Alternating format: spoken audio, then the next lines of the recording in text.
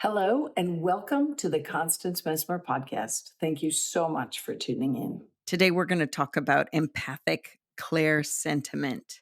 It is another way that we can make an empathic connection, and it has to do with feeling emotionally. Yeah, I'm excited you are joining me today. I hope you get a lot from it. Roundabout now, you're thinking, oh my God, she's freaking me out. How come we're doing ClairSentiment, empathic ClairSentiment, ClairSensation, empathic ClairSensation? What in the world is the difference between these? So I'm going to answer that before we get going. It's it's because when you make an empathic connection, you're literally sharing another person's energy field, right? And that's why I want to differentiate these. You're using your own energy field to share their energy field to register in your body what they're feeling at that moment in their body. And the difference is when I spoke to you about clear sensation or clear sentiment straight, you're really processing what does this experience how does it feel to me physically or emotionally? Is it an experience I want to enter into? Whether it's signing on a new apartment, approaching a person, you might get the willies and they're totally projecting loving and good energy, but it's a really bad relationship for you. So you're like, your first hit is like, ooh, I don't think I want to talk to this person or whatever. So there is a different way on how we receive the information.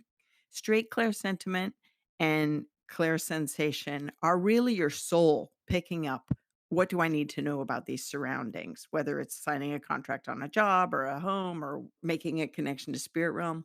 And how do they feel to me? Not how are they feeling? How are they feeling becomes an empathic connection or another thing called shared sensory experience. But I'm going to get into that after I get through the empathic connection stuff. So you see how deep and how splitting up I can do on this stuff, but it just helps me to have an even playing field where we're having the discussion and it's not vague. It's really succinct on how are we getting the information? Is the information concrete enough? Can you rely on it? And what's happening in your experience? So, thank you. Thank you for listening.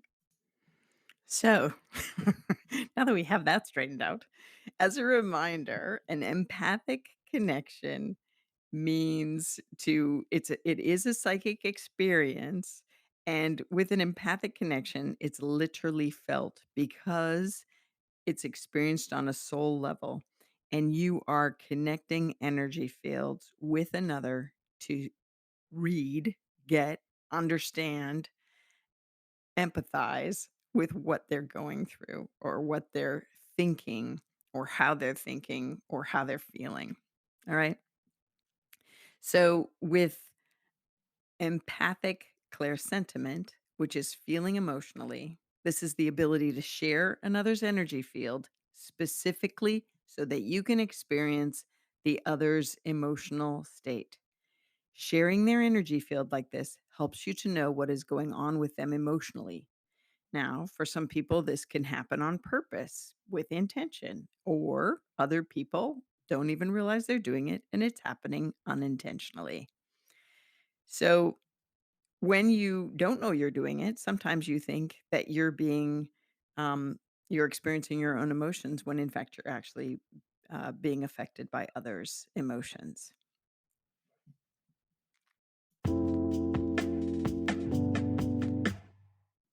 As a parent, I use this one often.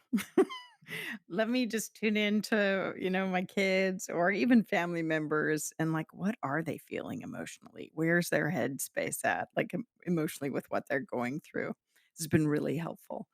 And then of course you always have to check it with them as opposed to overly worrying, stuff like that. Try it at home if you're a parent tuning in and you can just sit in meditation and do it, or just when they're talking to you and you're listening and you're doing active listening, try tuning in emotionally to, what they might be feeling, but might not be able to articulate. This is especially helpful for little kids. but usually you can see in their actions, but sometimes actions don't match words, don't match feelings. So I think it's a great skill to have. But it is, again, don't forget, you're emotionally feeling in your body how the other person is emotionally feeling in theirs. So you're doing this by making an empathic connection. Again, it's with intention. Let me just move it, you can imagine moving into their energy field, so that your auric fields are melding and that you're picking up what they're feeling emotionally. You can also do this, you can make this kind of a link, not only to a person, an individual person, you could also do this to a spirit being. I've done this when I've done mediumship work and connected with loved ones on the other side. I was floored to realize that they still have emotion. Why why does that not seem, why does that not seem possible to, I don't know. I was just like, what are they feeling?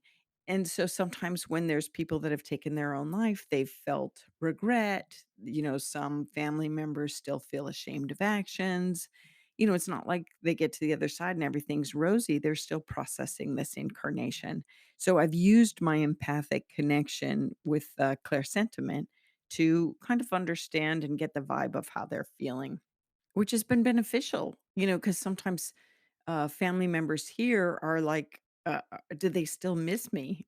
And before the words even come out, it's not even just a yes from the family member. I felt it equally so. I have felt the most profound love connections when doing mediumship. There are 2 stellar ones that come out so wholeheartedly and completely, where, loved ones on the other side, when I'm connecting with them to their loved one living present, and I just go into the emotional space via this using the empathic sentiment. Oh my god. I weep because the love is so strong and powerful, and then this person sitting, the sitter, the person alive, is just, like, weeping also because you could feel it in the room, it's palpable. Same thing happens when I teach people to go to spirit and connect with God, of course. It's huge. The love embrace is profound, and I remember the first time I had someone, like, really profusely connect to God, and they were like, "Oh my oh my god, is this, uh, is this what I think it is?" And I said, "Yes, this is exactly that." The room was just full of this huge love embrace. Listen, when you have experiences like this, when you go higher and higher in spirit and you get to the ultimate all that is, you can't deny the presence of God. You just can't. You just can't.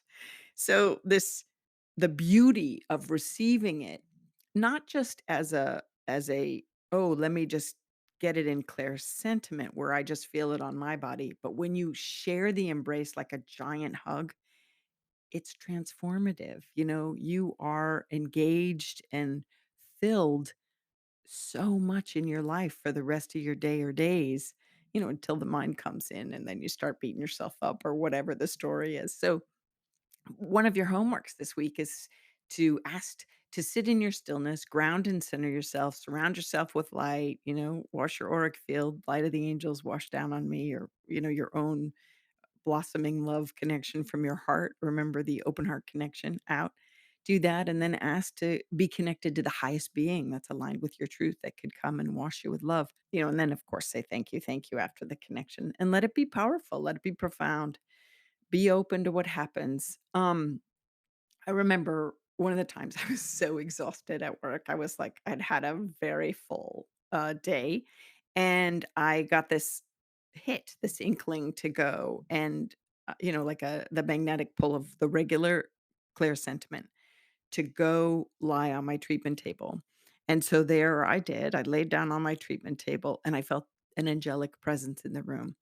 And the angel wanted to blend energy fields with me, and it was the most uplifting thing to hang in their vibrational space, and I felt every care and every stress of the day and every energy that I might have picked up wash away through me, and I was like, "Who are you?" And she said, "I'm the angel of grace. Call on me at any time." So, these are experiences that can happen when we decide to make an empathic connection with Claire's sentiment. You can also, use this as a way of connecting to a group that you're going to present to. Can you believe I just went from angels to group presentations in your work? Yes, I did. You could do this connecting with animals or nature, trees, blending your field with a plant. It's pretty cool. I'll get deeper into that when I talk about the nature kingdom. You could also do it with a nation. Oh my gosh. Watch yourself when you're doing this. Just the intention of blending and feeling what are those people going through or how are they doing? You might be called to prayer. Let me just put it that way. You can always do something. You can always sign a petition, call congressman, you know, change your buying habits, change your spending habits, change your support, and pray and send love and light from your heart. Do the open heart meditation and then send love, beam love to nations that need it, that need the uplifting, and do the same for, you know, people or politicians when you're really wanting them to wake up to love consciousness, which is really what it's all about. Because remember, remember, empathic connection really is about unity and it's about the unitive nature and that we are all one. We really are. We're all made of the same stuff.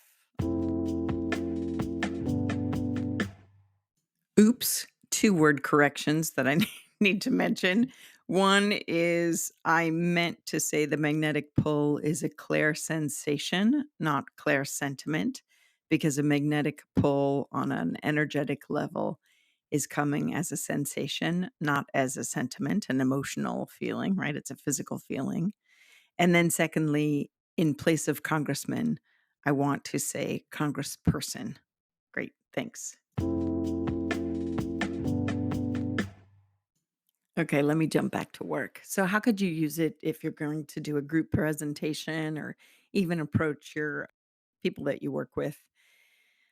When I teach classes, it's really important that I keep everyone's mental state alert, and it's not just about the caffeine that I offer and the lack of sweets. It's about me tuning in on this soulful level using my empathic skills of sentiment, empathic sentiment, to tune in to go, okay, are they bored? Are they exhausted? Um, are they sad? Are they happy? What are they going through emotionally? How are they feeling? Are they excited about the information? How do I need to present it to keep the flow steady and helpful? You can also kind of use it in your office space to, if you're in management or whatnot, to go, what is the emotional impact of how the people are feeling or what we've just gone through or presentation or whatever, is everybody still on the up and up and ready to, you know, keep moving forward on whatever the plan of action is? I would use it often in those situations, and then when you are done after the intention of connecting, like, kickstarted by, how are they feeling? How are they feeling? And then you be open to register in your body what they're feeling and trust the first impressions that you get. Always that's the case. And then once you've registered it and then clear it by like, okay, I'm going to release this. Just imagine kind of whitewashing or clearing it up to the heavens, if you will. And then ground your energy. So cleanse and clear. I don't need to feel this anymore. I'm going to unplug, disconnect. I'm going to unplug, cleanse and clear, and ground your energy back in your body. Focus, look around the room. When I do this in my work, I do it in a split second. Boom, boom, boom. You can hang out and linger in their energetic space if you want to or if you need to, but usually it's just a quick pulse, right?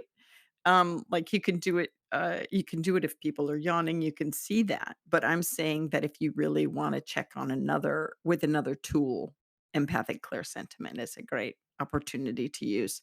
And then just quickly go in, assess, and then go, all right, I'm going to disconnect now. I feel it. I feel inside me what they're feeling inside them. And, how satisfying is this or what's going on here? So I just invite you this week to open up to using it by empathic ClairSentiment, but just by intention. Again, it's just by intention. I want to feel in my body what they're feeling in their body on an emotional level. How are they doing? You can use it with family, you can do it with friends, you can do it with business associates, animals. Oh god, have I used it on animals? Animals, when they're I've had animals that are sick and they don't always show it, or they don't always slow down, and they don't always lose their luster for food or anything, but you can tell. I'm like, "Oh my god, what's going on? Something's not right." And I've gone in and there's been times when felt in my body their depression, and I'm like, "Whoa." Then I use the other psychic skills. What are you depressed about? What are you sad about? And then I go into clairaudience or clairvoyance and send pictures and back and forth and open up to deeper levels of communication. But it's interesting because with animals, I've never heard them actually say, "Oh, I'm depressed," or "Oh, I'm sad." But I can sense that energy through the empathic clairsentiment connection. Maybe you're different. I'm just saying my experience, but these are the ways that you can work with it.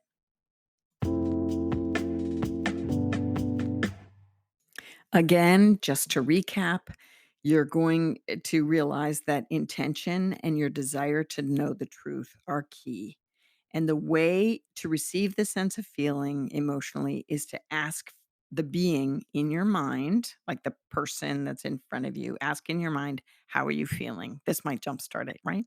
And then you pay attention to the emotions that come up internally. When I'm doing this with my kids, I don't ask them externally. I ask it in my mind, "What are you feeling?"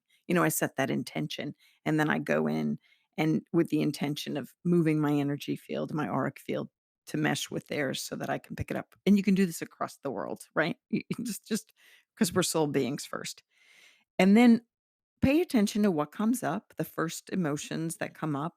And then once received and you know what you're going to do with that information, be sure to cleanse and clear so that you can return to your own energy. And so for practice, you do this and then ask yourself, to what degree can you emotionally feel what the other person is feeling? Is it fleeting? Is it long lasting? Work with strengthening, strengthening, strengthening. I hate to do this too. It's like lifting weights again. Remember today I was like, okay, less weight, more reps. Or more weight, less reps. It's the same thing with this. It's like, all right, how long can I hold the energy? Do I really need to? And then after I get the information of the emotional content that they're feeling, then you definitely separate, you know, you detach the connection and then cleanse and clear. And then you can still use other psychic modalities to go, what's for the highest good? What should I do here? You know, you don't have to maintain that connection. You can ask then soul to soul, what's the best thing that I can do for you? You can ask their soul in your mind because you've already learned clairaudience, and then trust the first thing that comes back into your thoughts, right? Um, you can also ask them out loud, clearly. Or you can also say, "Hey, I get that you have this undercurrent of depression, or I get that you have this undercurrent of excitement. What's going on? Like, I can just feel it in your body, but in the air," however you want to say it. So I'm saying you can use this to start conversation with your kids, or you can still go on a soul level, do the work on a soul level. What do they need? They need more hugs, they need more "I love you." These are things that you might get. You need to switch up how you're asking for things to be done around the house. They're feeling nagged. Maybe they don't understand how to do something. You need to work it with them. Really be open to the whole gamut of information that can come to you on a soul level. But empathic clairsentiment is a great tool for you to use to get the emotional content and the base of what they're feeling. And then from there, discovering other paths of kind of solutions, and whether you're doing that externally with them or soulfully on your own. I tend to do it soulfully. A lot of times I like them to name it and say it, what their needs are, but also sometimes, with kids, they can't, or even as an adult, I don't always know what do I need, so sometimes I sit in meditation and do all this on myself. What are you missing? What do you need? How can you get there? All these things. I do that on a soul level. So this this might be a tangent, but I'm going there anyway. So when I do it on myself, I just do the pulse of like, let me really get in my emotional feeling content here. And then when I troubleshoot it, I come out in third person and I look at the situation and choose a direction or make a decision. Sometimes I have to get the heck out of my own head, right? And look at things objectively versus subjectively. And I have to go to that higher mind, God perspective. And so I do the same process when I'm working on troubleshooting. How can I be a better parent? How can I be a better mate? How can I be a better friend? What does this situation need? As I go into now, this is what's really wild, right? Is sometimes I go into the emotional space um, via empathic clairsentiment to pick the pulse of the vibe of the situation in a way that it's been influenced by people that are feeling the emotional content that I'm trying to discern. Did you follow me there? And if it has to do with something I'm trying to troubleshoot, then I get the read, pull back out, and then process through from a third person perspective and work it through so that I can get out of my mind of what I think needs to happen to really get to the truth of what needs to occur and transpire for a better outcome or option. Um, yeah.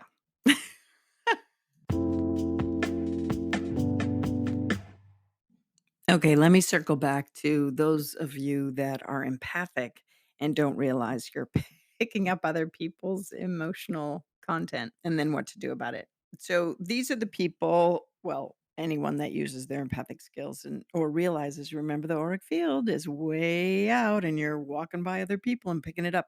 So I'm talking about crowds and airports and walking through the office if you're super sensitive and you love those little um, cubicles, and now they've done an open floor plan, and now there's nothing to, kind of partition you off to as a fortress, and you have to remember to suck in your auric field to have your own fortress of your own light shield that I'm encouraging you to wrap around your body.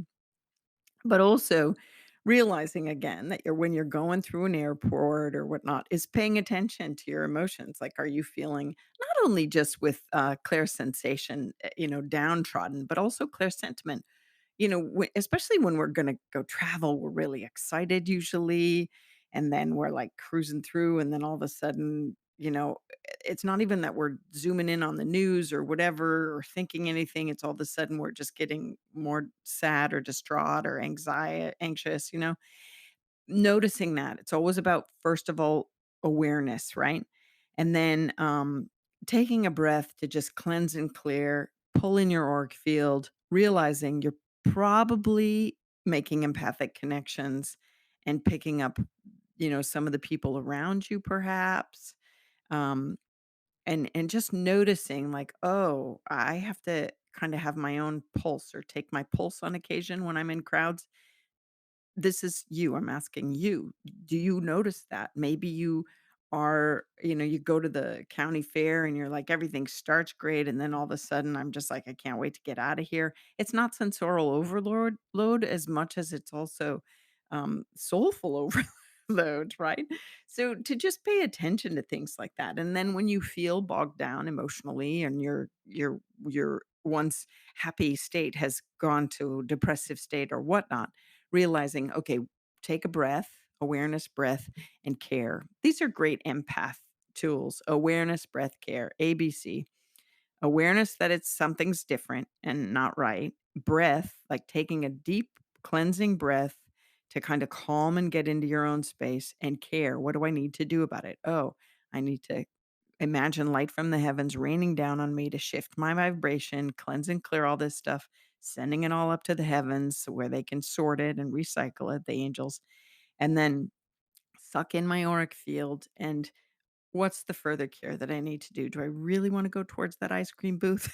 Or do I just need to kind of sit in stillness on a bench and just collect myself, or focus on the animals at the fair, or Do I need to leave? Or do I need to just take a few deep, relaxing breaths to get back in my own body, feeling my own energy, returning to my own state of being, and feeling collected and whole and safe and sound.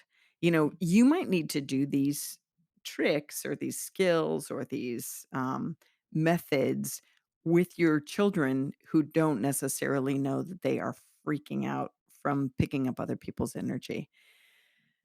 This is important, right? This is how you teach your kids to be energy caretakers of their own soul. And sometimes we learn the lesson while our kids are learning the lessons too. We have to teach what we don't know, but we need to learn. So I invite you to pay attention to all that this next go and become your own energy master. I totally believe in you.